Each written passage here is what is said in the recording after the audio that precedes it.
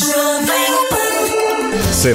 da Pan. Semana da Pan. Tudo o que foi destaque em nossa programação.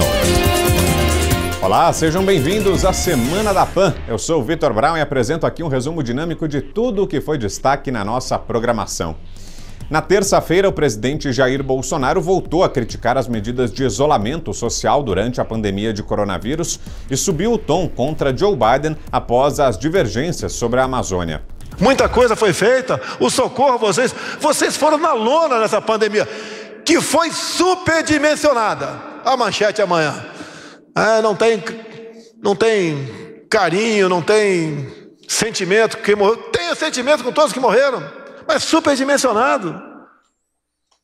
Tudo que eu falei sobre o vírus, lá atrás, e eu apanhava feito cão sarnento na porta de igreja, se comprova que é verdade agora. Até isenção de impostos para a vitamina D, tudo. Até isolamento vertical, que não podia ser daquela forma. Fica em casa, a economia vem depois. Afundaram vocês.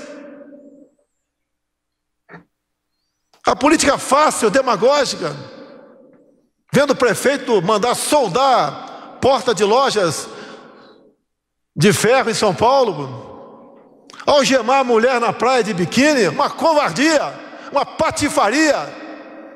Só se vê isso em ditadura, pô. E me chama de ditador ainda. O presidente disse que foi impedido de tomar decisões em plena pandemia, em plena crise. E a morte por fome, como disse lá atrás. E agora essa imprensa aí, de papel, né? Essa brincadeira que nós temos de imprensa no Brasil, já começa a falar que as mortes estão chegando e vão ser maiores do que o próprio Covid. Bem como novas pesquisas, ainda não comprovadas oficialmente, né? Mas estudos avançados, têm mostrado que não chega a 20% o número de óbitos por Covid, o resto foram outras causas. E nós aqui, numa onda mundial, fechamos tudo. Um só país não fechou no mundo, pelo que eu tenho conhecimento. E lá está sendo diferente. E aqui? E agora já começa amedrontar o povo brasileiro com uma segunda onda. Tem que enfrentar, pô. Tudo agora é pandemia. Tem que acabar com esse negócio, pô. Lamento os mortos, lamento. Todos nós vamos morrer um dia. Aqui todo mundo vai morrer. O Sérgio vai morrer um dia. Né, Sérgio? Não adianta fugir disso, fugir da realidade. Tem que deixar de ser um país de maricas, pô. Olha que prato cheio para a imprensa, ó. Prato cheio para a urubuzada que está ali atrás ali. Sem citar Joe Biden, o presidente Jair Bolsonaro voltou a criticar o democrata por querer interferir em assuntos internos do Brasil. Todo mundo que tem riqueza não pode dizer que é feliz, não. Ele tem que tomar cuidado com a riqueza. Ele está cheio de malandro de olho nela. O Brasil é um país riquíssimo. Assistimos há pouco aí um grande candidato à chefia de Estado dizer que se eu não apagar o fogo da Amazônia, levanta barreiras comerciais contra o Brasil. E como é que nós podemos fazer frente a tudo isso? Apenas a diplomacia não dá, né, Ernesto? Que quando acaba a saliva, tem que ter pólvora, senão não funciona. Não precisa nem usar pólvora, mas tem que saber que tem. O discurso de Bolsonaro foi comentado em Os Pingos nos Is. Vamos lá, Augusto, o que achou das declarações? Olha, como ele disse, é um prato cheio para a imprensa, mas é sempre assim, a imprensa está errada. De novo, eu estava vendo a média móvel de óbitos e de casos confirmados, a pandemia praticamente acabou no Brasil. Agora a gente vai conviver com o vírus, mas não acabou.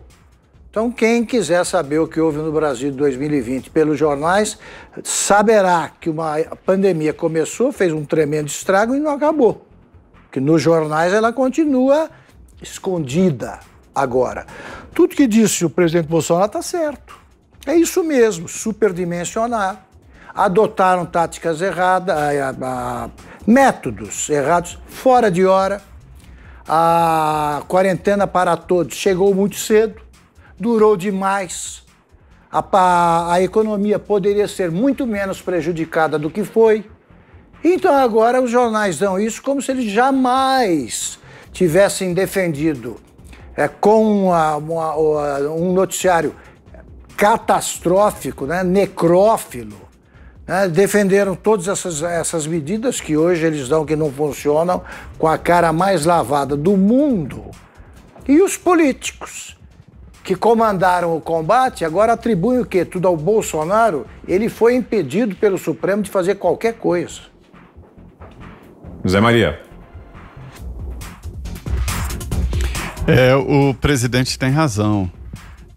Eu vou dividir em 3 etapas aqui. Primeiro, tentaram convencer o presidente ali de que a pandemia iria matar mais de 2 milhões de brasileiros, não haveria hospital para todos e que os carros do Exército buscariam cadáveres nas ruas. Foi o quadro pintado.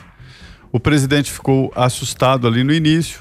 Foi aprovada uma legislação que está em vigor, né? Que autoriza, inclusive, a vacina obrigatória. Eu já mostrei isso, porque o Estado, os agentes públicos podem, inclusive, exigir exames. A legislação que foi elaborada por Sérgio Moro e pelo Mandetta, os 2 ministros, né? Enfim, o presidente começou a ver um exagero através do instinto, porque todos achavam que tinha que fechar tudo. Inédito, isso é bíblico. Na Bíblia, a gente vê lá os Lázaros isolados. Se isola quem está contaminado e procura o agente transmissor para evitar que a epidemia e a pandemia se alastre, né? Aqui no Brasil, não. Decidiram, no mundo, né, aliás, decidiram isolar os saudáveis. Já estava, né, uma coisa errada por aí. Mas olha, o presidente Jair Bolsonaro deu a grita e ele tinha e tem razão. Veja bem, o Brasil fez um melhor enfrentamento do mundo em 2 pontos. Primeiro, econômico. O Brasil evitou uma dificuldade muito grande, a fome crescente. Porque quando se fechou a economia, o pobre não tem emprego público que recebe apesar de estar em casa, não. O pobre tem que batalhar todos os dias para ter a comida no final do dia. Às vezes no dia mesmo, porque trabalha por diária.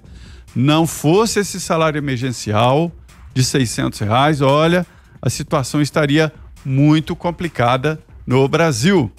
Além do salário emergencial, houve oferta de crédito e foi assim que o Brasil investiu, né, isso não é gasto, 600 bilhões de reais. Isso na economia. Na área de saúde, houve uma distribuição por parte do governo federal de respiradores. Eu fui lá ver essa central de atendimento e de logística e distribuição. No 3º andar do Palácio do Planalto, um local nobre, foi montado um centro de concentração de esforços com a participação de todos os ministérios, inclusive da ABIN, Agência Brasileira de Informação. E tudo isso centralizado ali, houve uma distribuição. Resultado, a curva de infectados e mortos no Brasil subiu, ficou em alta, constante, e não deu aquele pico que arrebentou com a saúde pública em vários países. E agora, qual é a realidade? É a realidade pregada pelo presidente Jair Bolsonaro lá no início. Ninguém leva as pessoas mais para casa. Todos estão fazendo tudo com muito cuidado, usando máscara, álcool em gel, evitando aglomerações, mas todo mundo está nas ruas, trabalhando, né? Se divertindo, evitando, evidentemente, aglomerações. Em um caso, em outro, aglomeração. Se fosse verdade o que pregaram esses defensores do caos, o Brasil hoje estaria com metade dos brasileiros infectados, estariam todos no hospital. Não morreu ninguém por falta de atendimento, pelo menos eu não tenho conhecimento disso. Ninguém chegou aqui e me provou que houve alguém que morreu sem o atendimento pelo velho e seguro SUS brasileiro. Então o presidente tem toda a razão. O que é de diferente aí é o tipo de linguagem que o presidente usa. Ele usa uma linguagem popular, direta, que o povo entende. É a coragem de falar isso. Isso não é fácil, não.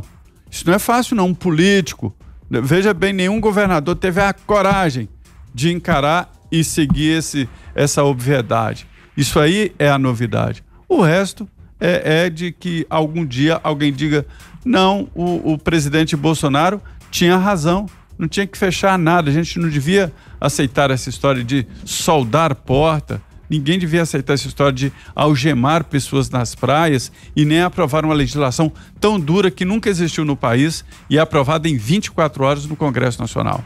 Eu nunca vi uma legislação ser aprovada tão rápida assim. A conclusão é de que o presidente tem sim razão. A gente hoje está vendo isso. Não existe caos, nem ninguém sendo catado nas ruas e tudo está aberto. Fiuza. É o chamado à sociedade, porque o que você faz na França, por exemplo, né? Você está lá, de repente vem o presidente, o Emmanuel Macron, que é um demagogo, pusilânime, e decreta um toque de recolher. Toque de recolher, de 9 da noite às 6 da manhã, você é proibido de botar o pé fora de casa. Por quê? Ele não demonstra. Durante o dia você vai onde você quiser. Agora já asseverou, né? Agora já agravou. Mas a primeira medida era essa. Uma medida inócua em relação ao contágio. O que você faz quando você é um californiano, como a Ana Paula? A própria Ana trouxe aqui ao programa, quer dizer, californiana no sentido de moradora do estado. E ela contou que se passou uma regra para o Dia de Ação de Graças, limitando o número de pessoas por residência e o tempo de permanência juntas em 2 horas. O Estado vai entrar na casa das pessoas para dizer que passou de 2 horas, elas podem se contaminar. Quem é que acredita em fundamentação científica de uma barbaridade dessa? Ninguém. Então, por que o chamado à sociedade? Porque é isso, as autoridades desistiram dos critérios. As autoridades, essas que estão fazendo esse tipo de medida, elas desistiram da sua responsabilidade, do seu lastro no conhecimento comprovado. Elas estão numa onda de controle. O ano está terminando e isso persiste. E eles querem levar isso adiante. Né? Nós estamos vendo aí os pronunciamentos do Joe Biden nos Estados Unidos. Ele só fala disso. Eles querem criar, de fato, uma situação de controle. E por que eu digo isso? Porque eu estou vendo o disparate, o descompasso, a desconexão das medidas com o percurso verificado do flagelo. Não estamos vendo a desconexão? Então estamos. Quer dizer, onde estão os laudos, por exemplo? Né? Olha, certificamos que essa medida aqui foi eficaz na contenção. Não, eles fizeram projeções falsas, né, sobre isso. E continuam atestando, ou seja, estão mentindo. E vão tentar continuar controlando, empurrando as pessoas para dentro de casa e dizer que elas só podem sair vacinadas. Aparece o Aécio Neves, das catacumbas, com um projeto de lei para capar a cidadania das pessoas. Você não vai poder exercer a sua cidadania, o Aécio propõe isso, se você não tiver uma vacina que ainda não existe e seguindo uma diretriz de obrigatoriedade para toda a população, que é falsa também. Já falei aqui hoje no programa e canso de dizer.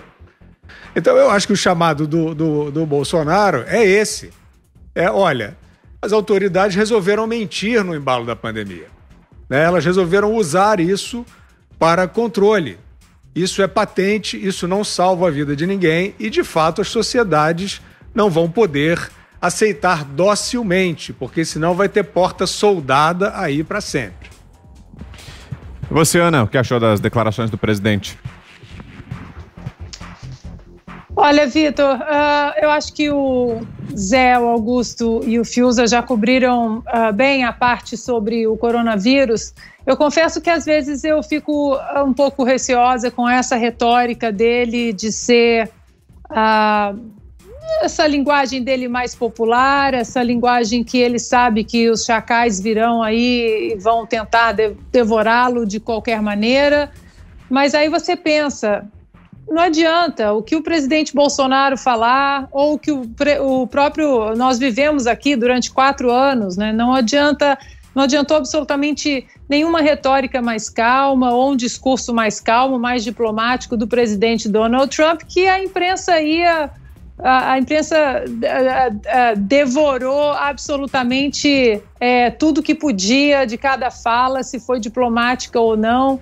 Então ele realmente hoje falou em relação, ele está certo, como o Zé, o Fiuza e o Augusto colocaram em relação à ciência e ao coronavírus, que até hoje, né, nada foi provado. A gente está falando aqui desde maio, não sabemos nada dessa pandemia. Essa pandemia, nós vamos aprender no decorrer da pandemia o que ela vai nos trazer, o que o como devemos comportar em relação ao coronavírus. Em maio a gente falava, quem fala hoje, em maio, que sabe como cuidar ou do coronavírus, ou da sociedade, ou do lockdown, está mentindo. E hoje a gente viu quantas vezes a própria OMS voltou atrás, né, de máscaras, de lockdown.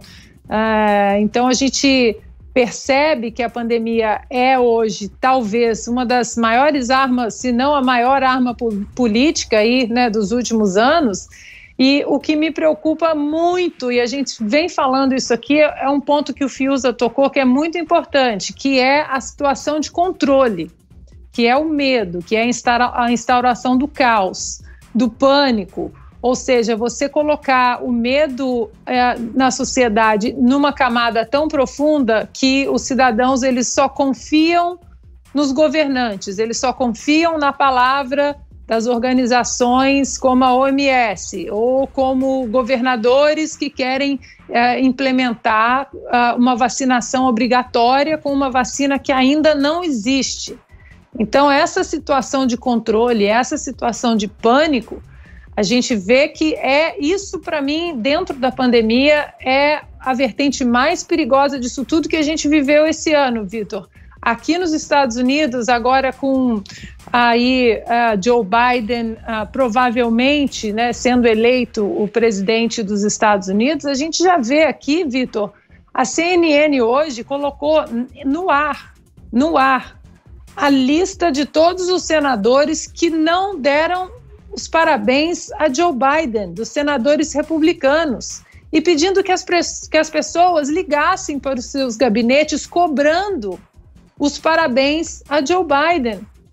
Democratas estão na internet, como Alexandria Ocasio-Cortez e vários outros, fazendo lista de quem trabalhou na Casa Branca para Donald Trump, para que essas pessoas não arrumem mais emprego nenhum. Esse é o perigo da gente suportar essa situação de controle, da gente suportar esse pânico implementado, suportar ficar numa espiral de silêncio diante de chacais aí da cultura do cancelamento. Não podemos ceder, temos que quebrar a espiral do silêncio sem medo, porque senão, daqui a pouco, todos nós estaremos falando que 2 mais 2 é igual a 5. A semana também foi marcada pela polêmica envolvendo a Anvisa e o Instituto Butantan por causa dos testes da Coronavac. O assunto foi analisado no 3 em 1. Gente, depois de toda a novela em torno da vacina Coronavac, a Agência Nacional de Vigilância Sanitária autorizou nesta quarta-feira a retomada dos estudos com o imunizante desenvolvido pela chinesa Sinovac e pelo Instituto Butantan. A agência havia interrompido os testes após ser informada de um evento adverso grave com um dos voluntários. Entretanto, o laudo médico comprovou que a razão do falecimento do jovem de 33 anos foi suicídio. O fato, portanto, não estaria ligado à segurança da vacina. Thaís Oyama, você começa.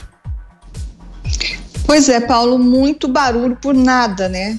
A Anvisa poderia ter comunicado essa decisão de suspender a vacina de outro jeito, poderia ter resolvido de outro jeito, por exemplo, dando um telefonema para o Instituto Butantan antes de comunicar essa suspensão pelo site, daquele jeito atabalhoado, e fazer o Butantan, por exemplo, saber pela imprensa dessa decisão. E também eu queria lembrar que o fato de, depois de tanto barulho, esses testes terem sido retomados em menos de 48 horas, né, pouco mais de 36 horas, isso atesta que aquela chance de haver qualquer relação entre a vacina e aquela morte auto-infligida de um voluntário sempre foi ínfima, sempre foi mínima, sempre foi ridiculamente pequena. Então, do contrário, evidentemente, ninguém ia suspender e depois dessuspender em pouco mais de 36 horas, né? Então, acho que desse episódio sai todo mundo chamuscado e eu sinto muito pela Anvisa, porque agora, assim como o Butantan, ela vai ter que se explicar, é um convite, mas não deixa de ser uma inquirição, né? Ela vai ter que ser inquirida pelo Congresso, pelo Supremo, vai ter que dar explicações também para o Supremo, e trata-se de uma agência regulatória por onde vão passar não apenas as vacinas da China, a Coronavac, por exemplo, vai passar também toda outra vacina de Oxford, a da Johnson, toda vacina que eventualmente for comercializada aqui no Brasil, vai ter que passar pela Anvisa, pela chancela da Anvisa. Então, não era hora de a Anvisa ficar sob inquirição, sob os holofotes, sob uma espécie de suspeição até, né? Foi um episódio desnecessário e a Anvisa podia ter dormido sem essa. Paulo Figueiredo.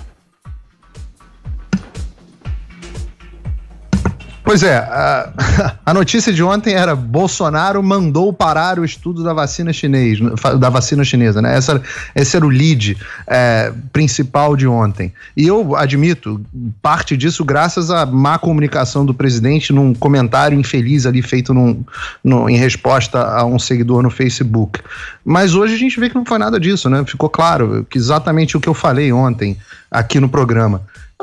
Você teve um efeito adverso grave, que é o protocolo normal, não teve informações o suficiente por parte da patrocinadora, do Instituto e da própria Sinovac, a Anvisa tomou a decisão técnica de interromper momentaneamente os estudos. Se deveria ter ligado ou não, etc. Isso aí é o procedimento interno da Anvisa. É bom que na próxima vez, de repente, eles pedem consultoria para a Thaís, mas é o procedimento interno da agência, é uma agência técnica, eles fazem o que tem que fazer. Os estudos agora são retomados, a vacina segue o processo de aprovação, não foi nada jogado no lixo, a paralisação foi por menos de 48 horas.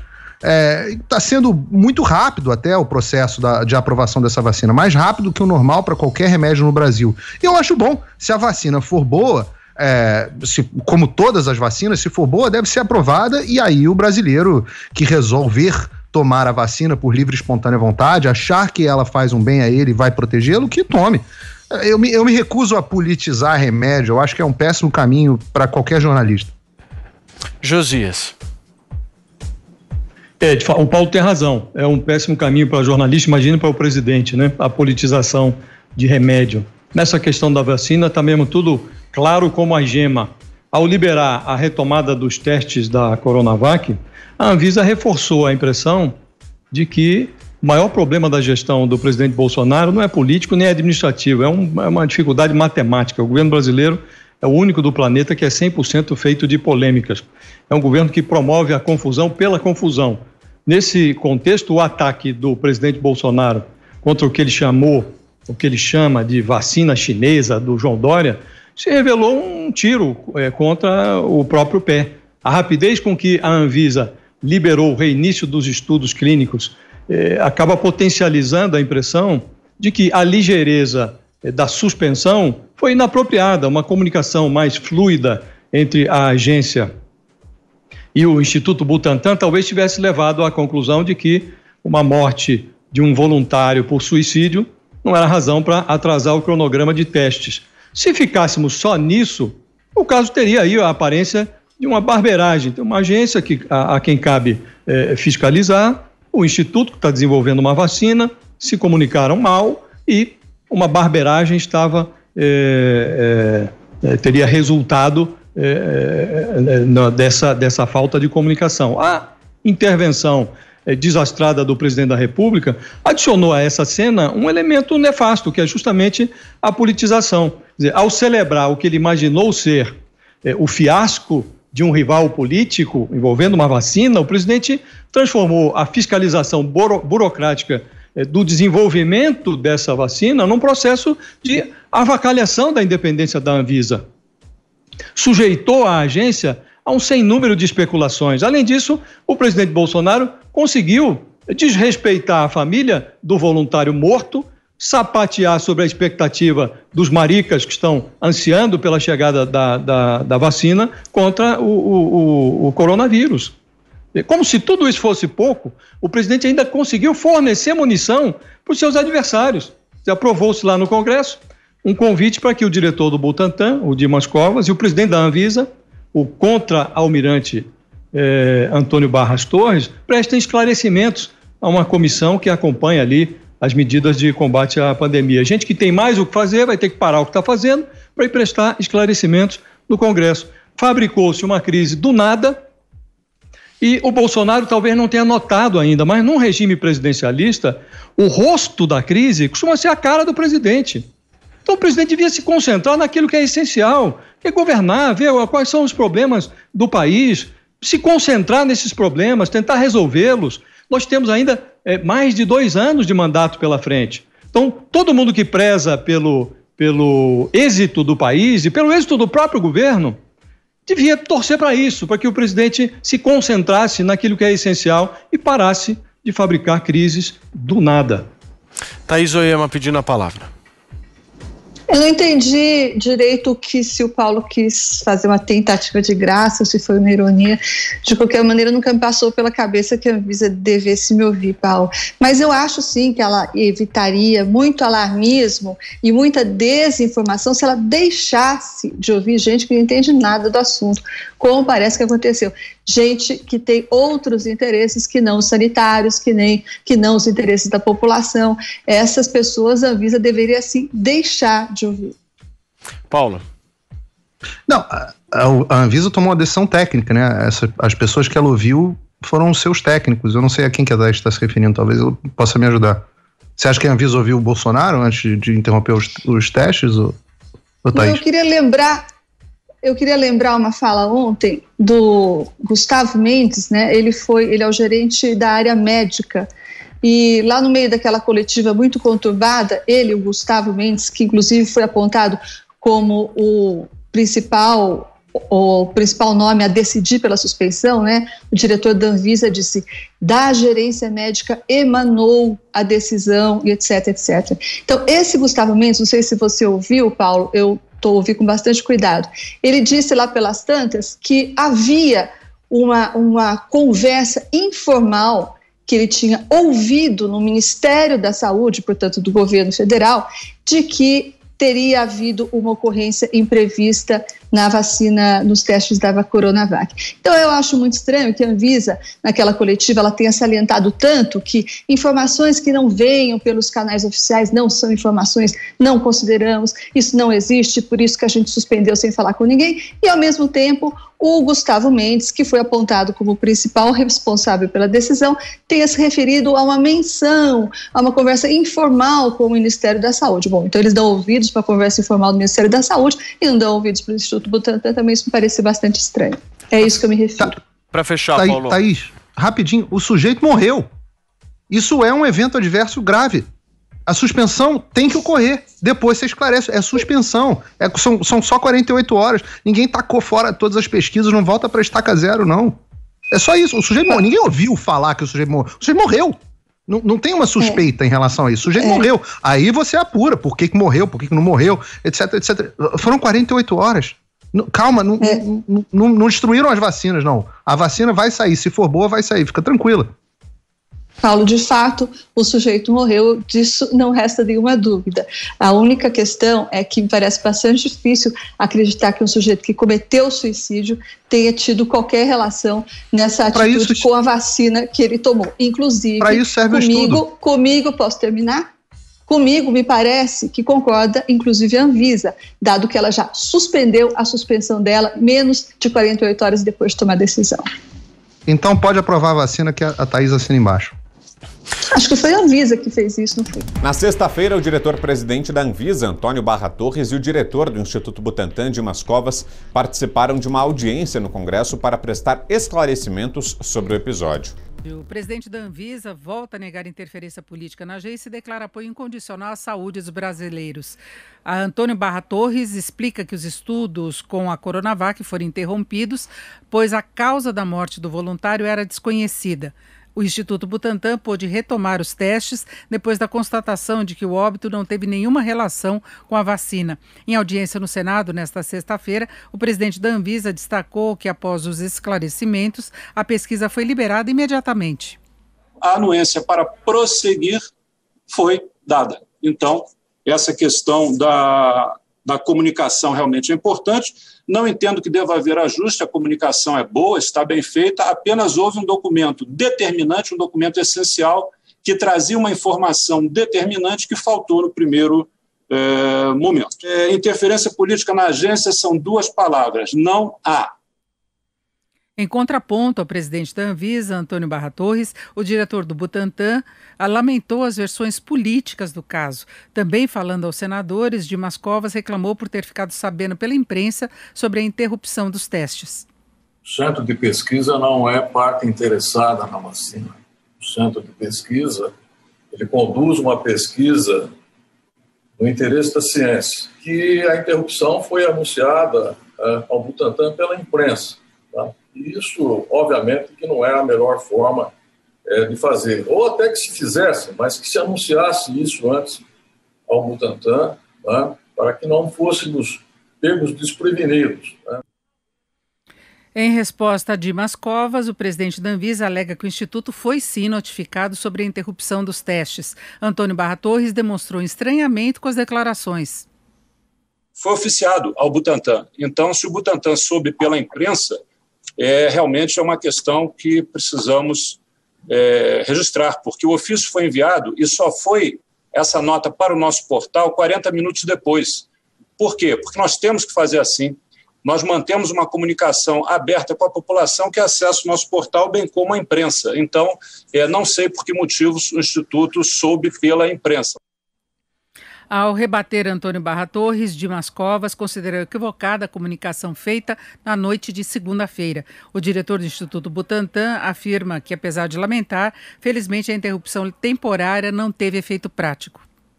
Foi postado na caixa postal do estudo, né, um ofício. A caixa postal do estudo no sistema da Anvisa. Foi postado, certo? Só que eu pergunto, quem é que vai acessar a caixa postal do estudo às 9h04 da noite? Obviamente, isso só seria acessado na manhã do dia seguinte. Né? Nós estamos vivendo um problema muito grave de vacinação. Termina agora a vacinação da poliomielite e do sarampo com a menor adesão dos últimos anos.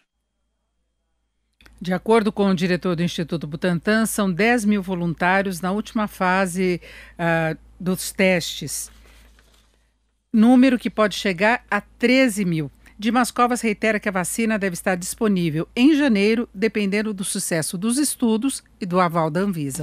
Outro assunto que agitou o noticiário foi o apoio de um colégio do Rio de Janeiro à linguagem neutra. A polêmica foi comentada no programa Morning Show. O Colégio Franco-Brasileiro, que é uma instituição particular na zona sul do Rio de Janeiro, emitiu um comunicado para a comunidade escolar afirmando que vai promover estratégias para adotar a chamada linguagem neutra de gênero nos espaços formais e informais de aprendizagem da escola. Então vamos ver aqui o que eles disseram, as aspas. Renovando diariamente o nosso compromisso com a promoção do respeito à diversidade e da valorização das diferenças no ambiente escolar, tornamos público o suporte institucional à adoção de estratégias gramaticais de neutralização de gênero em nossos espaços formais e informais de aprendizagem. Segundo a instituição, o corpo docente, que é relativo aos professores, e o discente, que é o relativo aos alunos, não será obrigado a adotar a linguagem. Você sabe que a professora de português Cíntia Chagas fez um vídeo ali no seu Instagram que questiona o posicionamento da escola. Vamos conferir o vídeo da Cíntia Chagas. Essa história de que a língua portuguesa é machista não faz o menor sentido. Falar boa noite a todos e a todas é redundância. Boa noite a todes não existe. Veja bem, a língua portuguesa veio do latim, não é verdade? Tá. No latim havia o quê? Havia o masculino, o feminino e o neutro. Na passagem do latim para o português, o que houve? Pelo fato de haver grande semelhança entre o neutro e o masculino, O neutro virou o masculino, ou seja, hoje na língua portuguesa, quem faz o papel do neutro é o masculino, ok? Então não há absolutamente nenhum machismo em falar boa noite a todos e ponto final. Estão abertos os jogos mortais. Meu Deus do céu. Bom, quem quer começar? Jodriles? Bom, eu gostaria de Não, peraí, calma aí. Você falando que gostaria? Eu fiz uma pergunta e você começou a desembestar. Calma. Pode ser o Adriles. Vou repetir aqui. Paulinha, quer comer? Vamos, deixa eu ouvir primeiro a Paulinha, vai. Deixa eu ouvir primeiro a Paulinha. O que você acha dessa história toda, Paula? Vamos lá. Olha, eu não sei, mas eu acho bom decidirem logo, porque o português já é complicado bastante, né? A gente já erra bastante o português. E aí, se resolverem mudar tudo isso, enfim, decidam-se. Mas eu acho que é muito demorada essa migração. Por exemplo, eu entendo que várias pessoas usem esses pronomes neutros e que possa ofender as pessoas quando erram os pronomes. Mas isso na linguagem informal, né, falada, eu acho que para migrar para a linguagem formal é um passo talvez corrido, não sei, eu acho que isso demora mais, né, gente? Quando que a gente vê mudança de palavra? Isso são coisas que levam anos. Eu acho que fazer isso na escola, por exemplo, pode ser até um pouco confuso. Não sei, essa é a minha impressão. Muito bem. A Tia Sampaio aqui no Twitter, Paulinha, adorei este tweet dela. Ela diz o seguinte: não vejo a hora de ver a dupla mais querida do Brasil, Jodriles, debatendo, usando as novas palavras. Imagine o Adriles Jorge falando Suécias, querides. Vai ser sensacional. Adriles, essa história de linguagem neutra é um atentado à língua portuguesa? É um atentado à linguagem, um atentado à língua, atentado ao princípio mínimo de falta de senso do ridículo. Primeiro eu queria fazer uma autorreferência, porque eu falei a mesma coisa que a professora Cíntia, né? Que primeiro é uma coisa ignorante. A terminação em U no latim, que era um pronome neutro, pronome de tratamento neutro, foi adaptada para O. Ou seja, quando você fala bom dia a todos, você está dizendo exatamente uma subscrição do pronome neutro latino que terminava em U e virou O. Ou seja, não existe essa coisa de machismo de linguagem. É estúpido, é infantil e é idiota. Agora, eu acho que esse tipo de coisa não só tem que ser barrada, como tem que ser denunciada, e os alunos dessa escola, os familiares, têm que prestar atenção para retirarem seus filhos dessas escolas, porque estão ensinando errado. Não tem nada de pronome neutro em masculino que é machista, ou seja, é um ensinamento errado. A gente vive num país em que as pessoas saem das faculdades com 40% como analfabetos funcionais. Ou seja, a gente tem um problema seríssimo de ensino, de escola, e aí você vai criar uma linguagem neutra que é equivocada, que é horrorosa e, sobretudo, é errada. Aí você vai criar uma pseudo-elite intelectual que vai falar em pronome neutro, elite progressista, que é uma elite que vai falar errado. Imagine seus filhos falando todes, querides, ames. É uma coisa assim patética e ridícula, que é fruto daquilo que eu sempre digo aqui, de um tipo de educação sociosentimental que faz que essas pessoas fiquem, primeiro, ofendidas com a ultrassensibilidade das pessoas em quererem ser chamadas de pronomes neutros, por uma ínfima minoria que tem um problema de disforia sexual. Você cria toda uma larga estrutura linguística de cerceamento de pensamento que inibe a contraposição das diferenças, que são as diferenças que nos fazem interessantes. Aí nele, uma coisa assim completamente patética, que é oriunda de uma grande bandeira pseudo-progressista, que é a ideologia de gênero. Você vai da linguagem à ação, né? Por exemplo, eu conheço uma amiga minha que tem um filho numa escola, sei lá, socioconstrutivista, Paulo Freire, lá no Recife. E aí o filho dela tem um problema de identificação de gênero, que vai além da questão do pronome, né? E aí eu perguntei pra ela, ela se sentiu ofendida. Tá, mas esse tipo de princípio, de questionamento, de identificação, o que é menino ou menina, foi colocado por uma professora ou foi uma dúvida original dela? Ou seja, você está ensinando questões às crianças de cerceamento de linguagem, de confusão entre gêneros e sexos diferentes. Você está criando uma esquizofrenia numa nova geração em nome dessa educação sociosentimental construtivista que é pérfida, que é péssima, em detrimento dos conteúdos. Você está criando uma geração de analfabetos funcionais que estão falando errado, isso está se propagando e que criam disfunções sexuais na cabeça das crianças. Isso tem que ser combatido, denunciado e massacrado. Ok. Joel, eu e você somos pais, né? Paulinha também tem filhos, enfim. Vou te falar a minha impressão e queria ouvir também você, o que você faria em relação a isso. O que eu tô enxergando dessa história toda é que é uma movimentação até um pouco silenciosa. A gente vive numa guerra cultural, a verdade é essa. Isso é um símbolo muito claro da guerra cultural, de uma visão de mundo versus uma outra visão de mundo. Mas, por exemplo, numa escola, e eu já vi até em universidades, chega um e-mail lá. Isso. Um e-mail falando bom dia a todos. Isso. Então não tem. Esse colégio fez a nota, beleza, ele fez a nota, tal, assumiu, comprou a briga abertamente. Mas em outros casos, que eu já vi inclusive, o negócio é mais silencioso. Só que o que eu fico enxergando dessa história, Joel, é o seguinte: essa ação ela é silenciosa, mas e a reação por parte da comunidade de alunos e por parte da comunidade dos pais e das mães dessas crianças? Eu vou te falar a minha opinião e aí eu queria que você também falasse a sua para ver se a gente tem a mesma ou não. Se o colégio da minha filha manda um e-mail desses, eu vou falar com a diretora da escola. Se ela achar isso normal, eu retiro a minha filha da escola. Eu não deixo a minha filha estudando numa escola assim, porque eu acho absolutamente equivocado ensinar uma criança uma linguagem dessa, que na minha avaliação é um atentado à língua e é uma coisa que traz uma divisão na sociedade que eu acho que não precisa. E para você, o que você faz com o seu filho? Você mantém ele na escola, você tira ele da escola, o que você faz? Olha, Paulo, eu acho que a decisão de manter ou tirar da escola teria que pesar diversos pontos aí. Eu também seria contra uma escola, a escola dos meus filhos, ou seja qual for, passar a usar esse tipo de linguagem. Agora eu observo também que muitas vezes, isso eu já vi mais ligado ao ensino superior, mas o ensino médio também vale isso. Muitas vezes essas mudanças e essas pressões, não é que os professores inventaram do nada. Na verdade, os professores nem sabem direito ainda a diferença entre trans, homossexual, coisas simples até, mas estão meio confusos, têm uma cabeça mais velha. Muitas vezes parte dos jovens esse tipo de pressão por uma linguagem inclusiva e aprenderam na internet, agora sabem que é assim, essa mudança simbólica. Agora, é uma mudança, primeiro, eu acho que o valor por trás dela é positivo, a gente quer incluir as pessoas, quer acabar com preconceitos que existem, quer acabar com bullying que existe, com violências que existem. Na época que eu fiz o colegial, na época que eu fiz o ensino médio, um jovem abertamente homossexual era tratado de uma maneira desumana pelos seus colegas e com uma conivência silenciosa das autoridades da escola. Pronome? Essa era a realidade. Calma. Imagine um jovem que fosse transexual ou não binário ou o que quer que fosse. Daí nem se cogitava isso, porque seria assim, além de qualquer possibilidade ali. É importante criar um ambiente que acolha melhor as pessoas. Mas, primeiro ponto, vamos se ater ao que a professora disse ali, disse corretamente.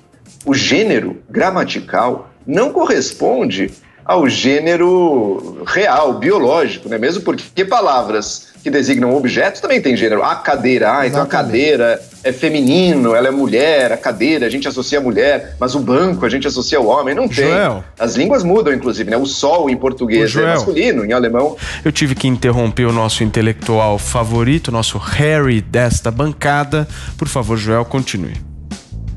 Só lembrando que desde que eu tirei o óculos, a minha cara de Harry Potter diminuiu um pouco aí, hein? Então você vai ter que encontrar outro personagem. Jim Morrison agora. É verdade, tem toda a razão. Jim Morrison eu gosto, hein? Jim Morrison. Agora, esse eu não vou reclamar, não. Agora, voltando ali ao caso. Primeiro, o gênero gramatical não corresponde ao gênero biológico, então essa equivalência que fazem é equivocada, como a professora bem apontou. Então essa mudança na língua é equivocada.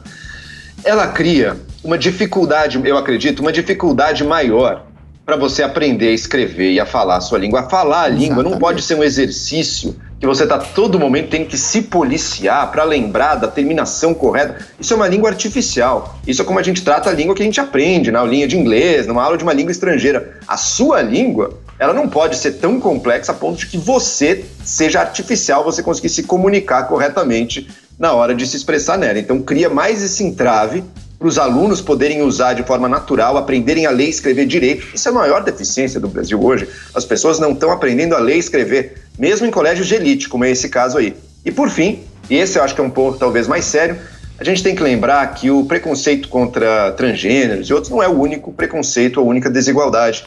que existe no Brasil. Né? É importantíssimo combatê-lo, mas tem que ser combatido com as ferramentas corretas. Esta ferramenta da mudança da linguagem não é à toa que apenas colégios de elite que aderem a isso, porque é uma causa totalmente distanciada. Então, se você quiser criar um abismo ainda maior social no nosso país, você cria uma língua portuguesa das elites, com gêneros neutros que ninguém entende direito, e a língua do povo fica totalmente diferente. Você está criando um abismo entre o português normal, falado pela maioria dos brasileiros, e o que jovens e colégios de elite mudaram como uma engenharia social na língua, de forma a torná-la supostamente mais inclusiva, mas na verdade não. Na verdade, ela amplia o abismo social brasileiro. E por fim, cabe aqui lembrar uma coisa, esse mesmo colégio aí, Colégio Franco-Brasileiro, acho que é o nome, né, lá do Rio de Janeiro, ele recentemente protagonizou um episódio muito lamentável de racismo, em que uma aluna negra foi hostilizada com mensagens de WhatsApp e tudo, e saiu da escola.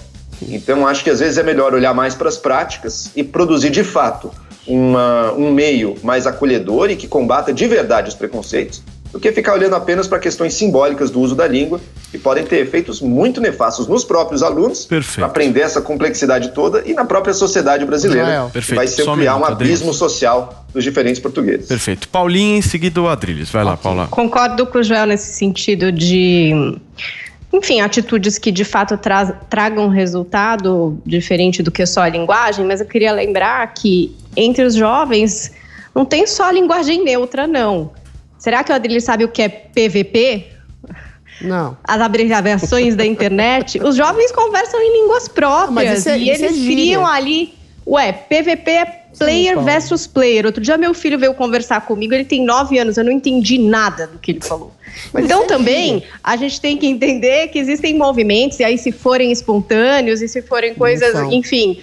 Mas no caso, eu acho que não era. É disso que eu estava falando no começo. Eu acho que existe a língua formal, ela sempre vai existir. Às vezes o meu filho está fazendo lição, ele abrevia coisas como ele faz na internet, o que não é correto e o que deve ser corrigido. Porque, de fato, a gente tem a língua formal portuguesa. Agora, o fato da escola, por exemplo, mandar um comunicado e escrever alunos, todos, não implica que ela está ensinando isso. Às vezes é só um sinal de acolhimento, como também o Joel trouxe, e não quer dizer que formalmente esse é o estudo, que, enfim, os livros foram reescritos e que as pessoas estão falando assim na escola o tempo inteiro.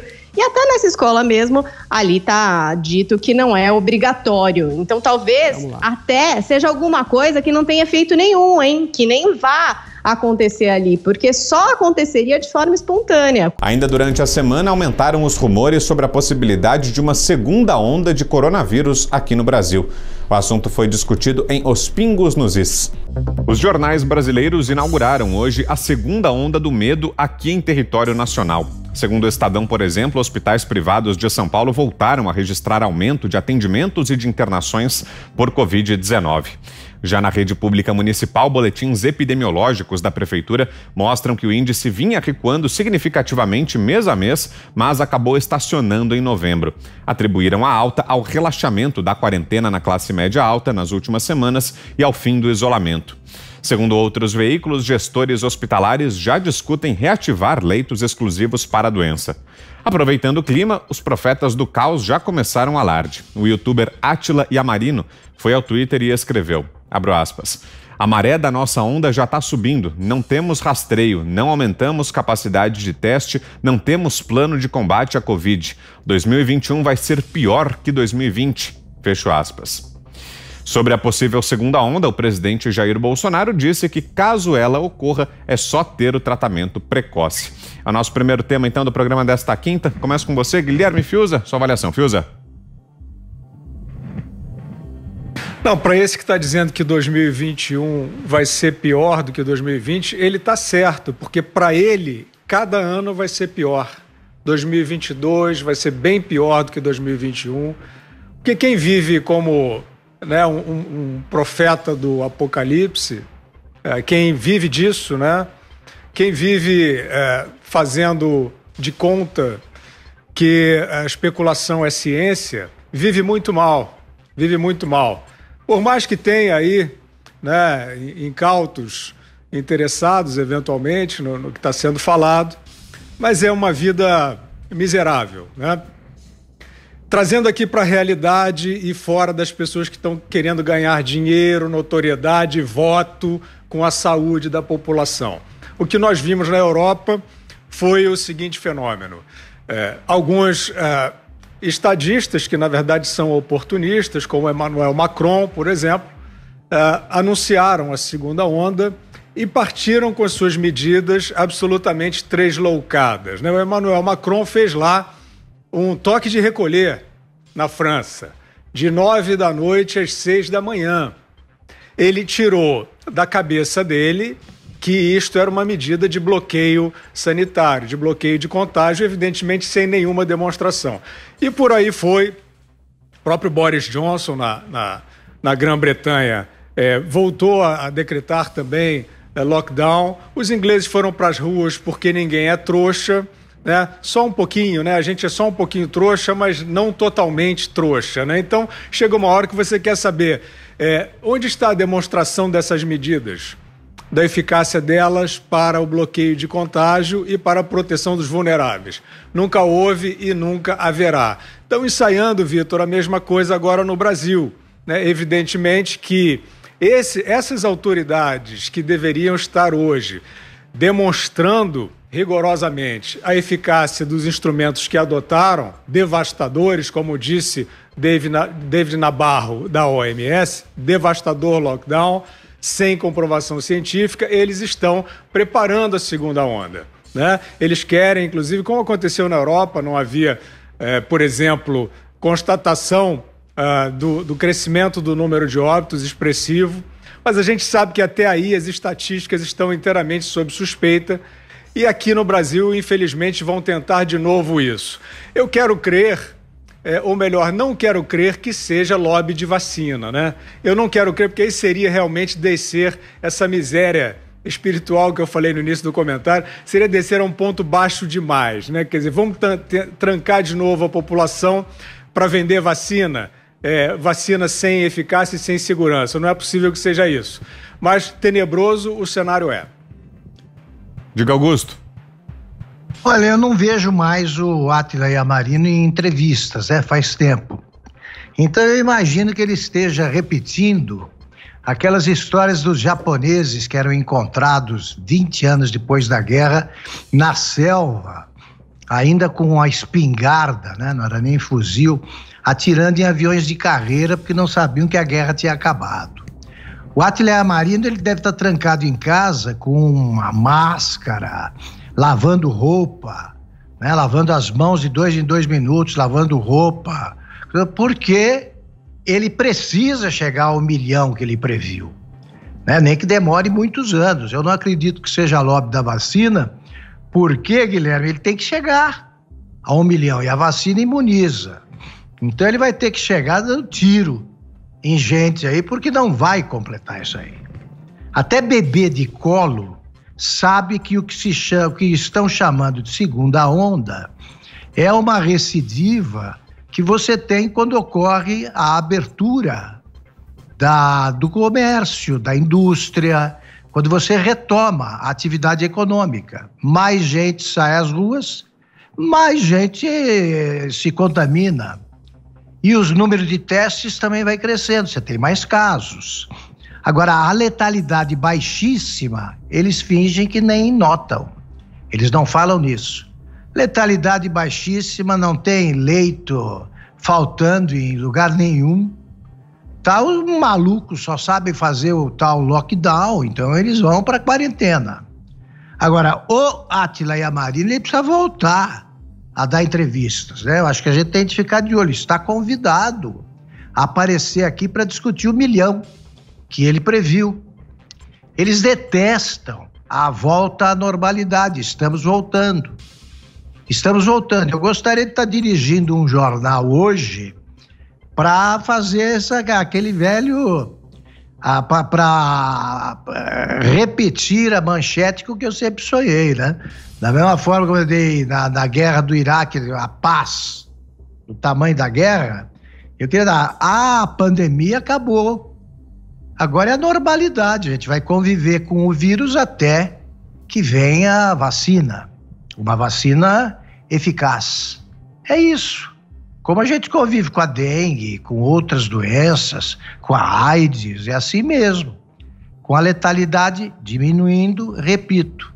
Tem nada de segunda onda. Nada de segunda onda é o que acontece quando mais pessoas vão às ruas. Mas eles não conseguem noticiar o fim da pandemia. Não conseguem. E aqui a gente está anunciando. A epidemia caminha para o fim, aceleradamente.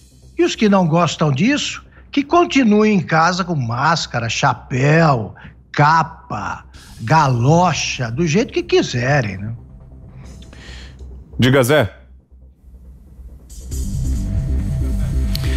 Pois é, olha, Augusto, aqui em Brasília eu entrei num prédio onde existem muitas representações estaduais. Você sabe que todos os estados têm os seus escritórios aqui em Brasília.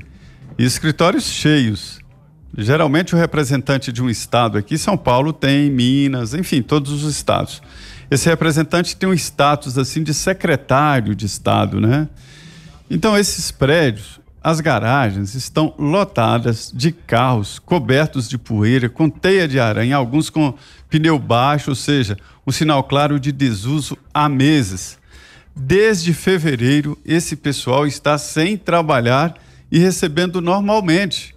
Então, para a gente assim, tudo bem que tem a segunda onda, terceira onda, quarta onda e assim por diante. Fica muito claro que a curva de mortes e infectados no Brasil, ela é diferente de outros países. Não teve, por exemplo, aquele pico de infectados e de internados que acabou atrapalhando muito a vida dos hospitais. Aqui não foi uma normalidade. Eu não tenho conhecimento de ninguém que tenha morrido por falta de atendimento. Todos foram atendidos, foram montados hospitais de campanha. O que eu tenho a dizer é o seguinte, para o governo, a segunda onda não existe. Porque existem estudos que indicam isso. O IBGE, que é um instituto sério, que faz o censo, inclusive, fez uma PNAD, né, que é uma pesquisa especial por amostragem, sobre a infecção no Brasil. E a conclusão é de que em muitas cidades já ultrapassa 20% o número de pessoas que tiveram contato com o vírus, ou que desenvolveram ali sintomas, ou que não desenvolveram sintomas, mas que o resultado do teste foi positivo. E isto já representa a tal imunidade de rebanho. É um sintoma forte de que o Brasil não terá essa segunda onda. A curva do Brasil foi de crescer, ficou num patamar considerado alto, constante, e ainda está alto e constante. Então não faz sentido a segunda onda. No Palácio do Planalto foi montado o gabinete de crise, um centro de informações com representantes de todos os ministérios envolvidos nesta pandemia e mais o Gabinete de Segurança Institucional, com a participação da ABIN, que coleta informações dos estados, municípios e tudo. E esse gabinete indica que não haverá mesmo essa segunda onda. Mesmo assim, o governo se prepara. O Paulo Guedes, o ministro da Economia, né, já confirmou que em caso de segunda onda haverá um novo salário emergencial, não há o que fazer. Se for preciso fechar a economia, é preciso dar uma maneira para as pessoas sobreviverem. Aí já é uma emergência mesmo. Mas o governo não conta com a possibilidade dessa segunda onda. Olha, se ela vier, vai encontrar um país mais preparado, com profissionais de saúde, enfermeiros e médicos já sabendo o que fazer, com um tratamento bem precoce para evitar essas internações demoradas e uma situação diferente. Para se ter uma ideia, aqui no Distrito Federal está sendo feito um trabalho inteligente. Haverá um teste em massa por amostragem, né? Assim como se faz pesquisa eleitoral, por amostragem. Isso é científico, técnico. E aí se descobre exatamente qual é o nível ali de pessoas que já tiveram contato com o vírus. Então, essa segunda onda pode não chegar no Brasil exatamente pela curva que foi descrita. Uma informação importante é que o Brasil está hoje com a menor taxa de transmissão desde o início da pandemia. Isso é um sintoma forte de que há mesmo uma imunidade de rebanho por aqui. É diferente. O comportamento aqui do vírus foi diferente. Oceana. Vitor, os profetas do caos estão por toda parte, né? E como o Augusto muito bem colocou, por que essas pessoas não aparecem aí para uma coletiva, escutam perguntas de todos, mas os profetas do caos, eles são os profetas do caos do time de Joe Biden, né? Eles ficam ali no porão, escondidos, tuitando, falando bobagem, tentando trazer pânico, medo, colocar esse tipo de pânico na sociedade exatamente para que eles possam ter o controle de qualquer situação. Isso que o Átila está fazendo aí no Brasil e que a gente deveria ignorar personagens aí como esse rapaz, aqui também está acontecendo isso, viu, Vitor? A força-tarefa da Covid aí numa possível transição de Joe Biden para a Casa Branca, existe um médico nessa força-tarefa, Vitor, que se chama Dr. Michael Osterholm, e ele disse ontem que se o país não fechar mais uma vez, mas assim, fechar geral, de 4 a 6 semanas, sem todo mundo em casa, sem trabalho, sem escola, sem nenhuma... pessoas não vão nem comprar alimentos, todas as lojas fechadas. Ele disse que se isso não acontecer, um lockdown severo, de 4 a 6 semanas, os Estados Unidos não vencerão a Covid-19. Claro que isso caiu como uma bomba aqui, não apenas nos mercados financeiros, mas nas próprias famílias, né? As pessoas estão recomeçando a se inserir na sociedade novamente de uma maneira mais cautelosa, obviamente, com todas as medidas sanitárias aí em curso, máscaras, distanciamento, higiene. E ele disse também, Vitor, que se por acaso a vacina, agora essa vacina que nós comentávamos essa semana de um laboratório da Pfizer, indicar que será a saída para os Estados Unidos, que primeiro, isso um membro da Força-Tarefa Covid do governo, de um possível governo Joe Biden, que primeiro essa vacina deveria ser dada ao mundo e depois para os americanos. Ou seja, profetas como esse, como Átila, eles estão espalhados por todo o mundo, Vitor, e o que a gente tem que fazer e continuar fazendo é questionando se eles querem falar em ciência, que então tragam a ciência ao debate, porque a ciência já está indo contra tudo que eles estão falando. Você acompanhou aqui a Semana da PAN, o resumo de tudo que foi destaque em nossa programação. Para mais informações, acesse jp.com.br. Um grande abraço e até semana que vem. Semana da PAN. Semana da PAN. Tudo o que foi destaque em nossa programação.